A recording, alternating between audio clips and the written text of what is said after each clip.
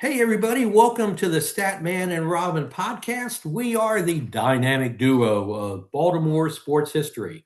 I am Jim Johnson, the Statman, along with my partner, Robin Haynes. Rob, how you doing? I'm doing great, Jim. Um, our This is podcast number two for us, Hey. and our previous podcast, our introductory podcast, uh, I promised something in that podcast, and then I didn't deliver on it. So I'm going to try to make that up.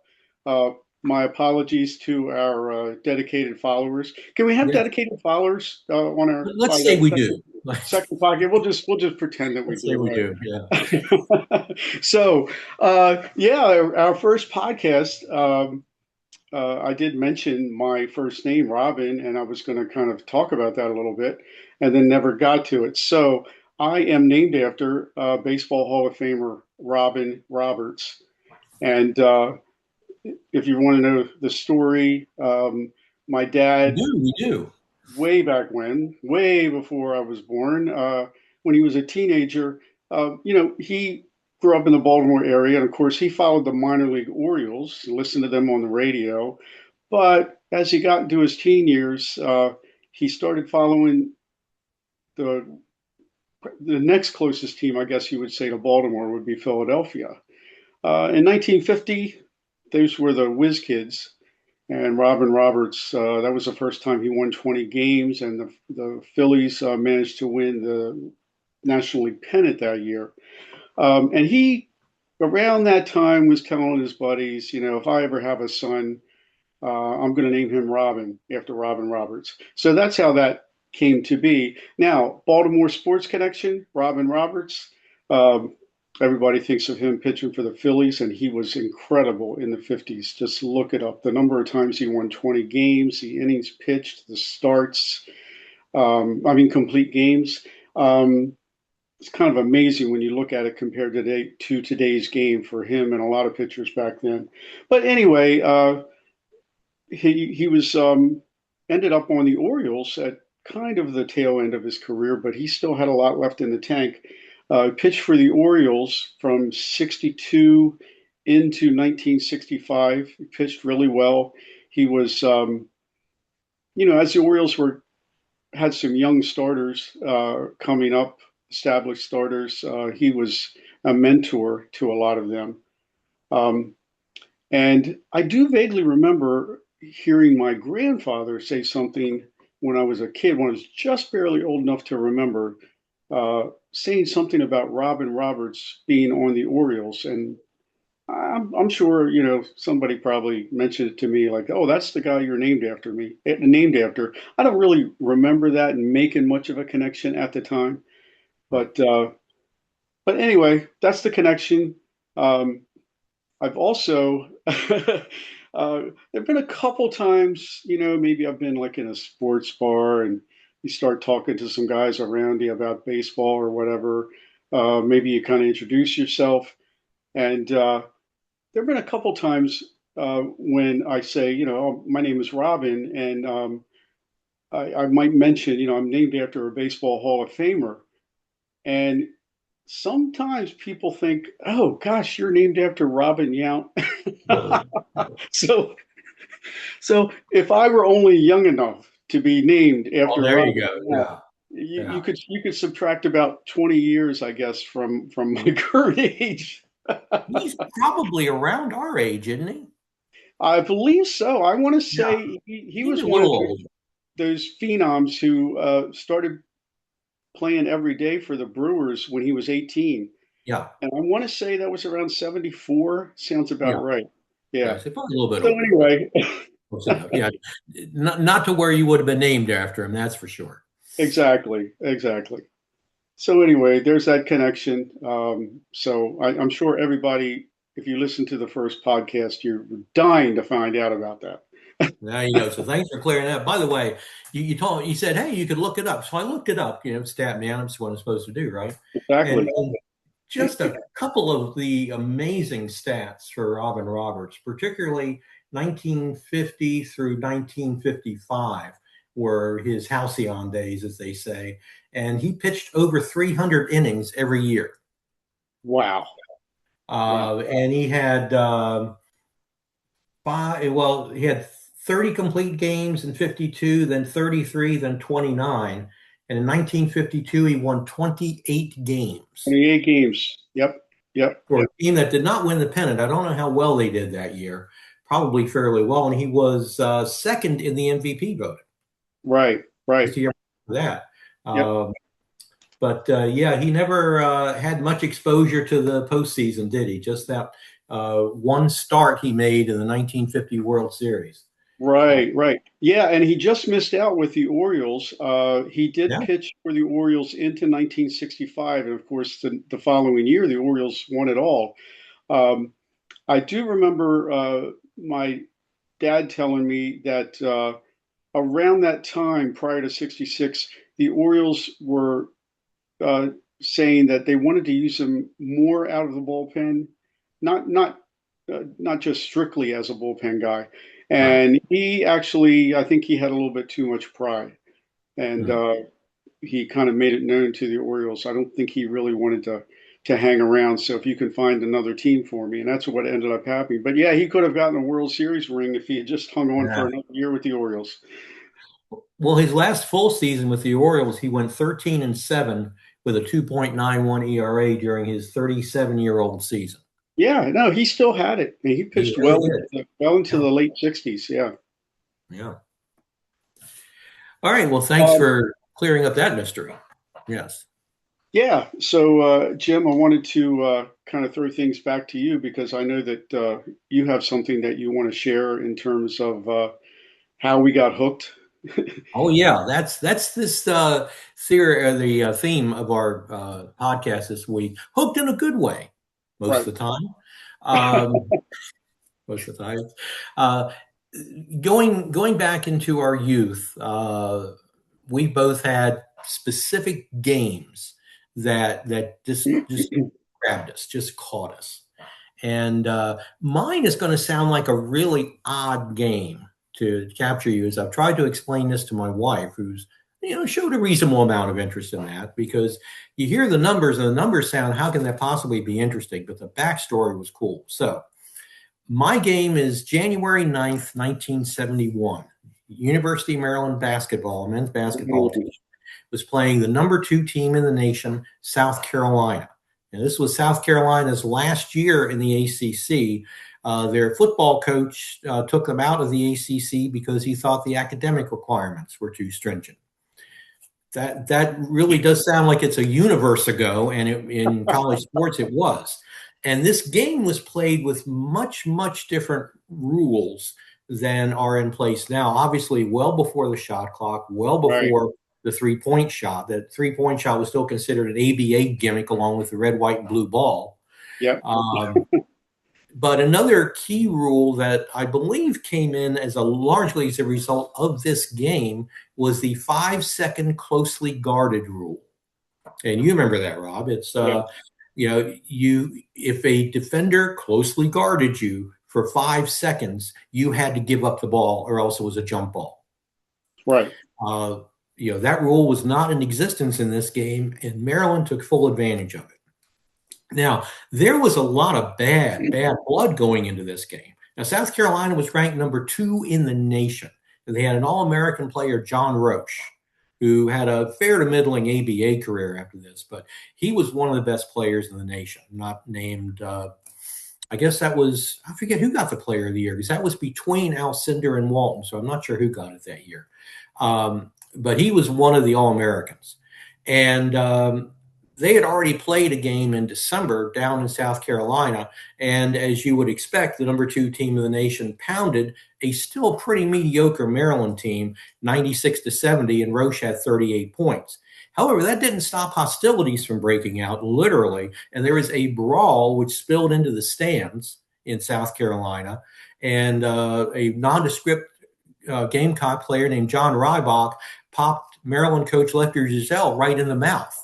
Yep. And later, South Carolina's coach, Frank McGuire, claimed that nobody hit Lefty. He punched himself in the mouth to become a victim. Now, I don't think either one of us would have put that past Lefty, but I Right. believe there was some film. The game was not televised, as few games were then, so there wasn't a lot of evidence. But the bad blood was so much the ACC actually seriously considered canceling that the rematch in Maryland because they were afraid of things happening again around two. Right. And the Diamondback student newspaper, the Friday before the game, was a Saturday night game. That Friday, they took out a full page saying, please, please, everybody, be cool. We don't Right. want any trouble. Lefty, this was Lefty's second year at Maryland.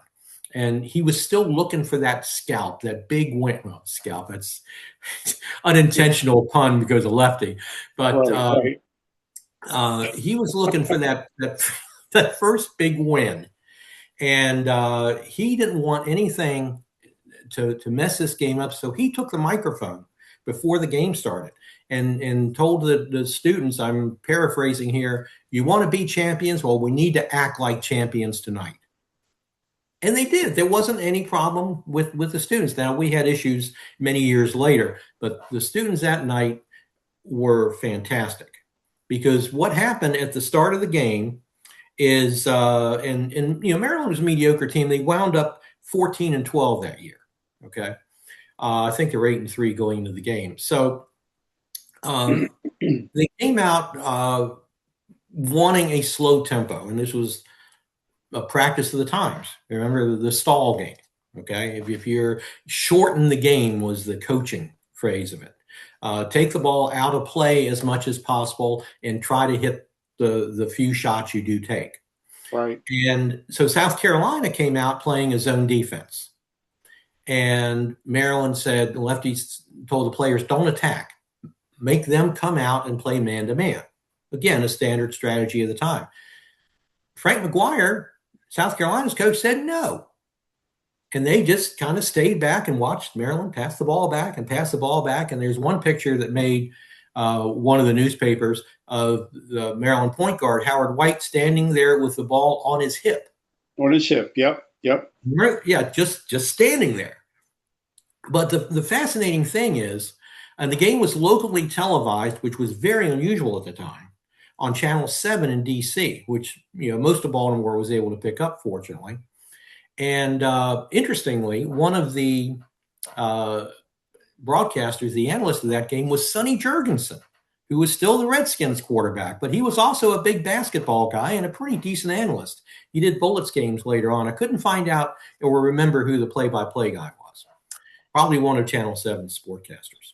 So, but anyway, they came out and there was almost no action in the first half, but the Right. Terps crowd got into it. They're like, Right. yeah, and they were cheering, they were chanting, and for a game that literally nothing was happening, it was very exciting. And the first half ended with Howard White hitting a jump shot to give Maryland a 4-3 lead. Yeah, I remember that score going into halftime. Isn't that Right. crazy? How can you forget it? Yeah. Now, the little personal story I'll tell about is I did not see that first half because I was just kind of getting up to speed on Maryland sports. And, the basketball team at that point really hadn't done anything except recruit Tom McMillan. Right. McMillan had made the cover of Sports Illustrated as a high school kid. Lefty stolen from Dean Smith. Yes.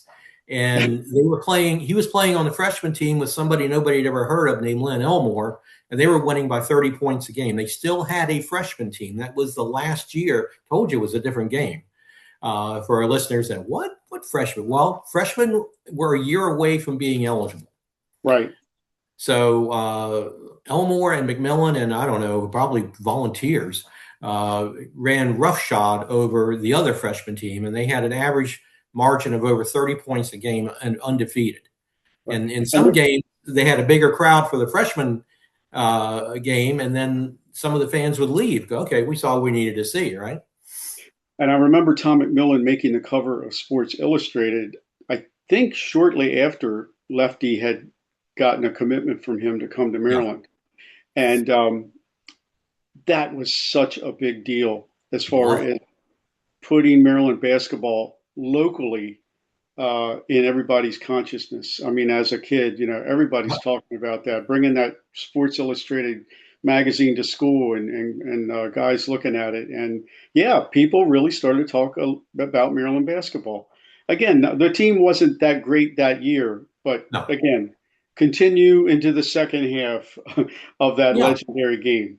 Right. But they were scrappy, and they had a couple of decent players, Howard White and Jim O'Brien, who had the unfortunate nickname of Bozo because he had this big mop of red curly hair, and Yeah. it kind of fit, and he dealt with it. He was a local guy from Northern Virginia. So so anyway, the second half started, and the pace didn't really pick up. And actually, Channel 7 had gotten viewers calling in during the first half complaining about how boring the game was. Oh, really? I've never heard Yeah, that. yeah. They're like, well, what are they supposed to do about it? They got the Washington papers after the game. It's like, what are they supposed to do? Hey, come on, pick up the pace. I mean, So, but my dad had come in at halftime. He was out. He was doing stuff in his garage, and he said, "Hey, I heard Maryland's winning 4-3." I'm like, oh, that can't be right. You know, right? 12-year-old. He always knows more than his dad, right? Right. So, okay, I'll turn on and find out what the score really is. I'm like, well, it's 4-3. What is going on here? So I sat down. I was interested in my black and white TV in the living room. We hadn't upgraded yet, and the second half played out with a little more action, but still Maryland was not aggressively attacking. And we wound up late in the game, and I want to make sure I got my numbers right here. With South Carolina holding on to a 23-21 lead. Told you, it didn't pick up a whole lot, but it Hmm. did pick up some. And another rule in effect, it just really struck me what a different game it was.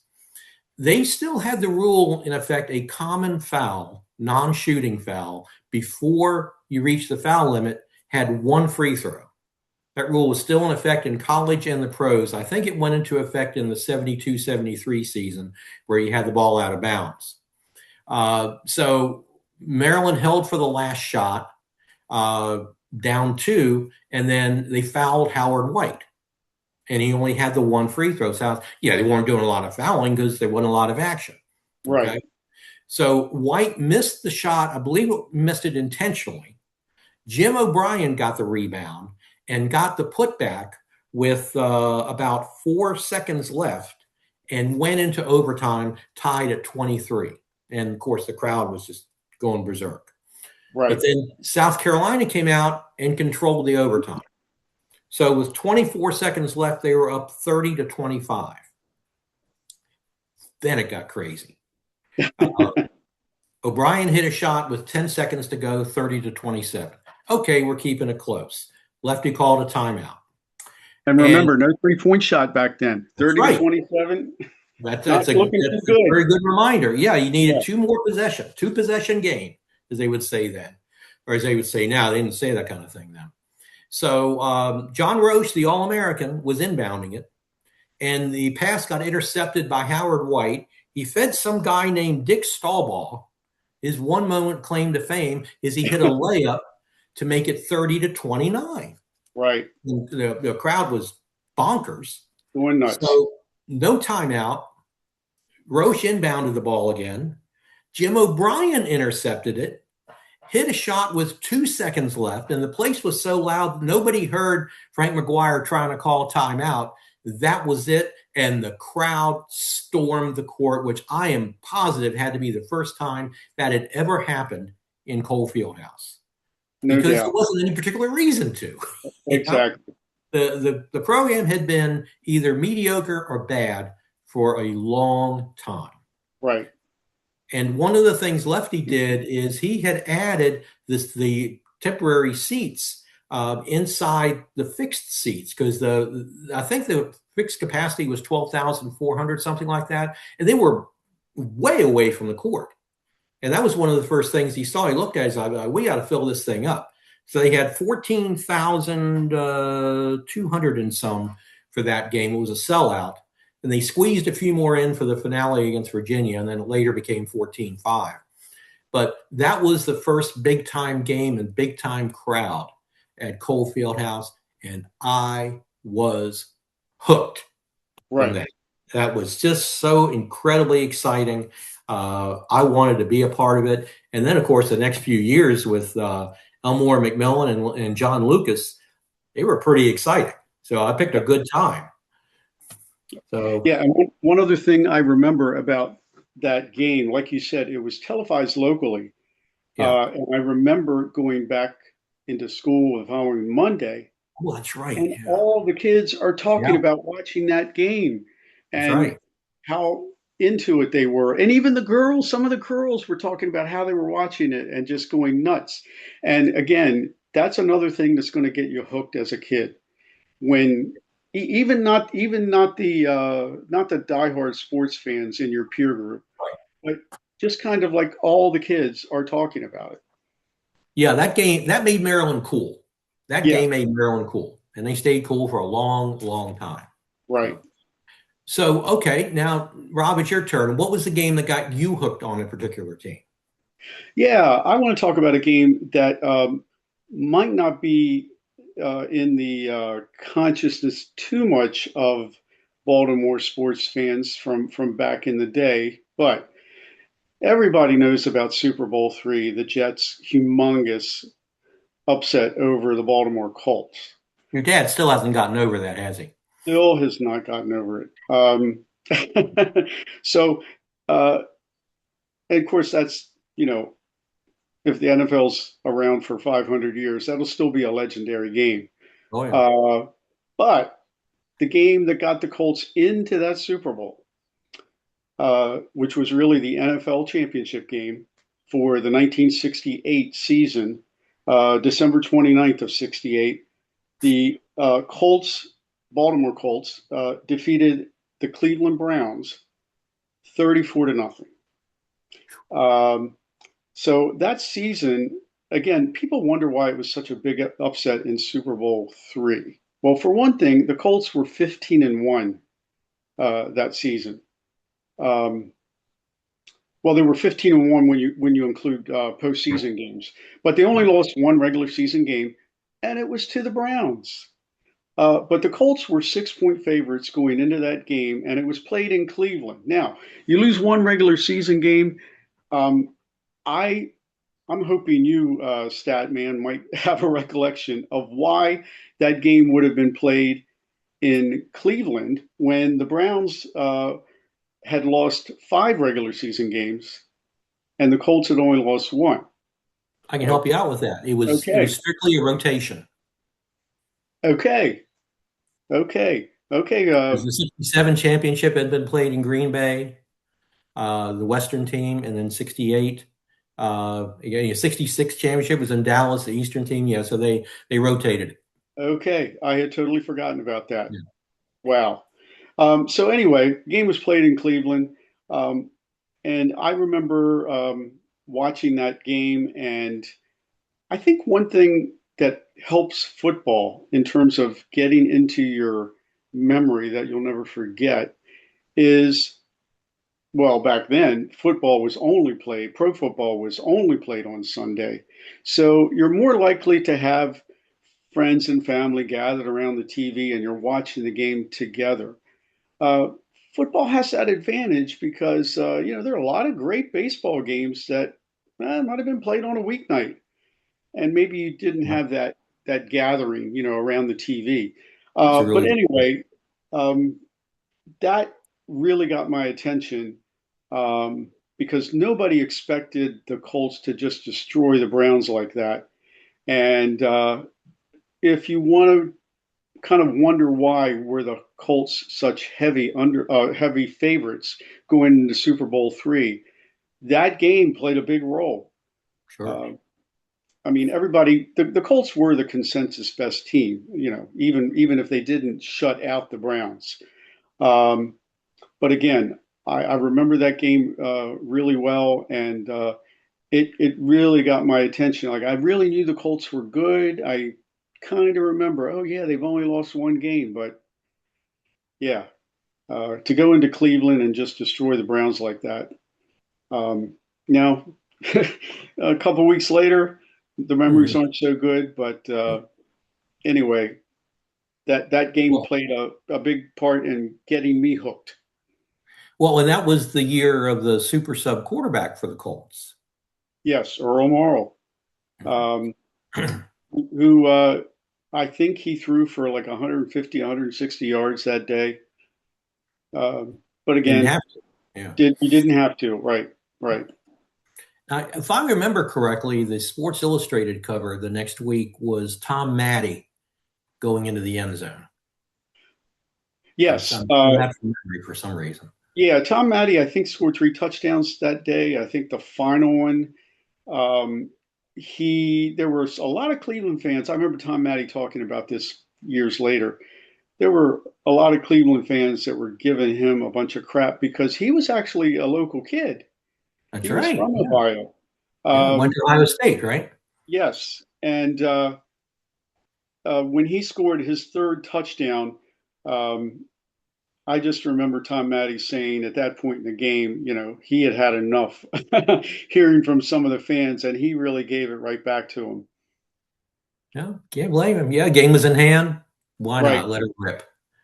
And that defense that year, Rob, that was one of the great defenses in NFL history, wasn't it?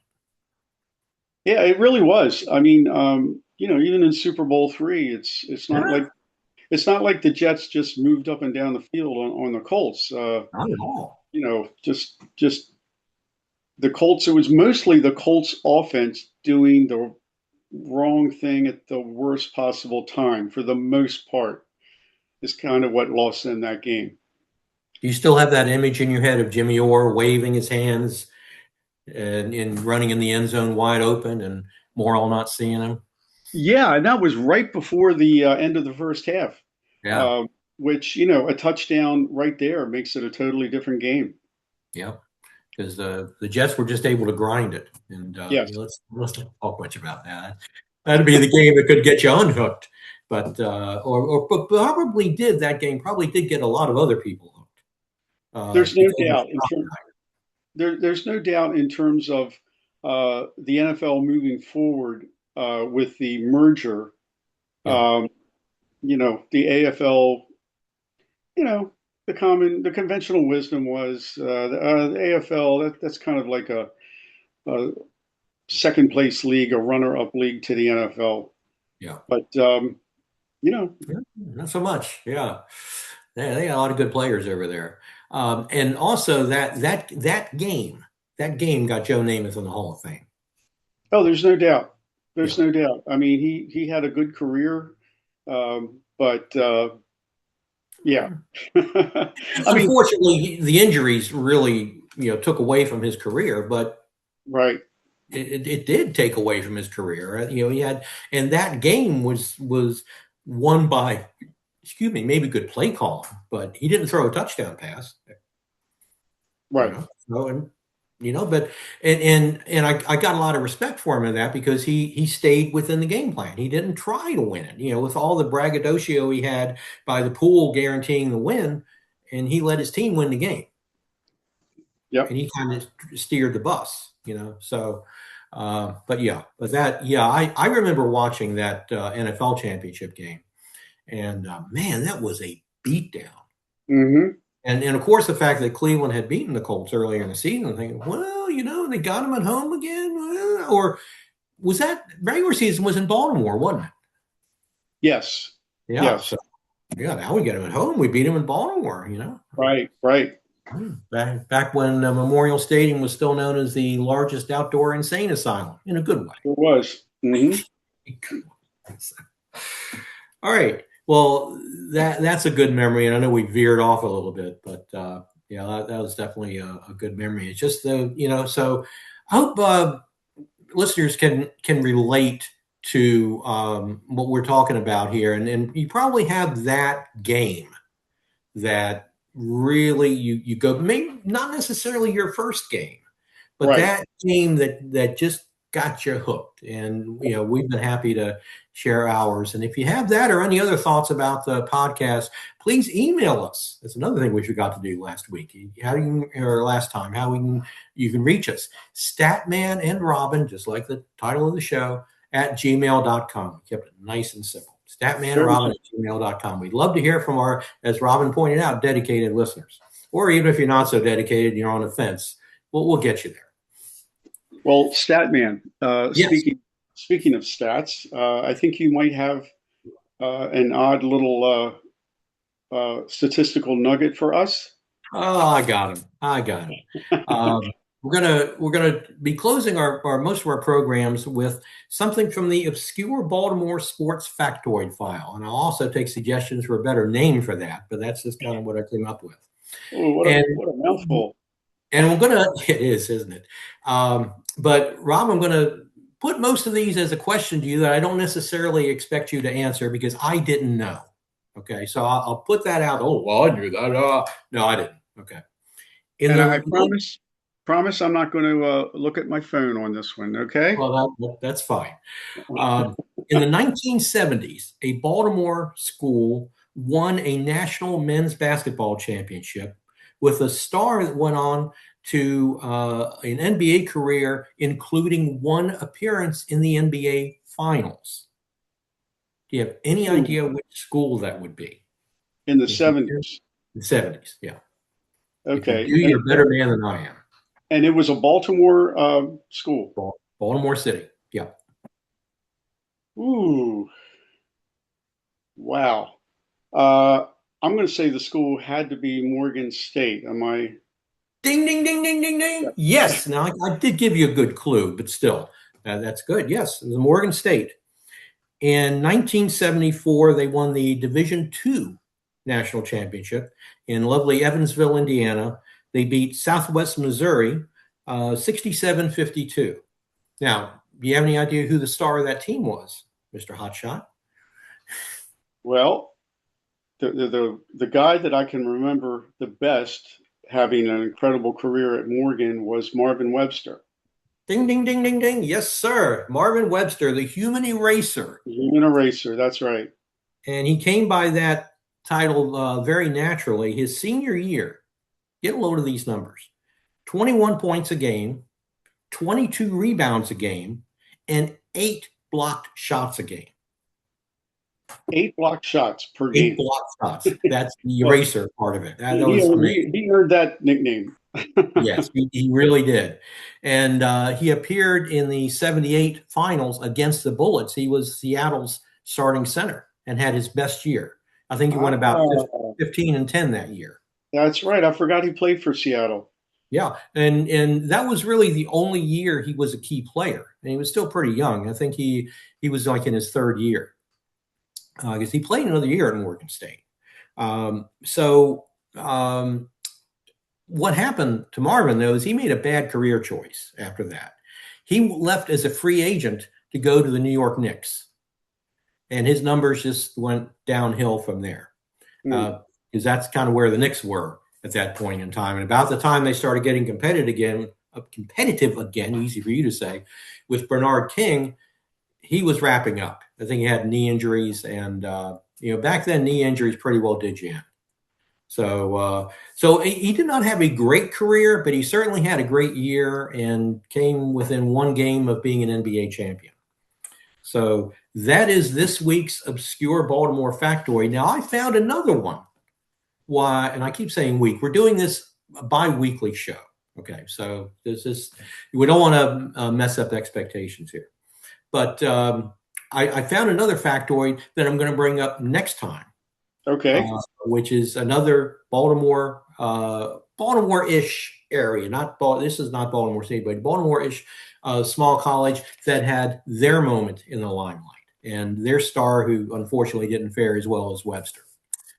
So that's all the material we have for you. Any closing comments there, dynamic duo partner?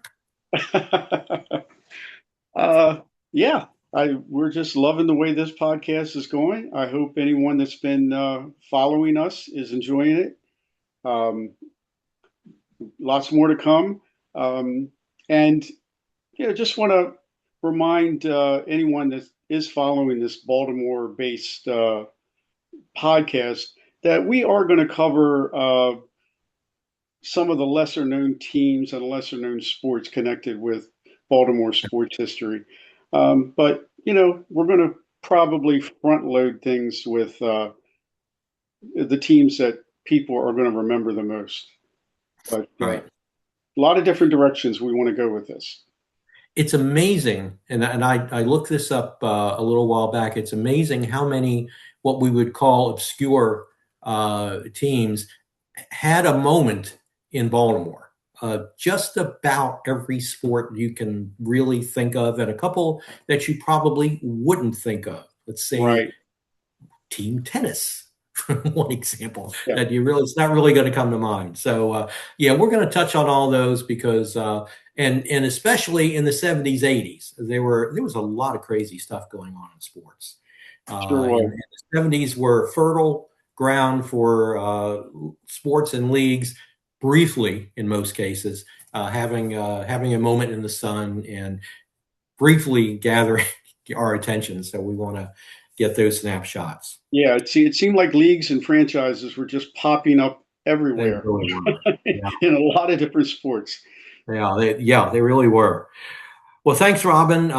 As he said, we hope you've enjoyed this episode of Statman and Robin. And if you have any questions, ideas, or feedback, email us at statmanandrobin@gmail.com. Remember, it's good to look back as long as you live forward. Thanks for joining us, everyone. Bye now.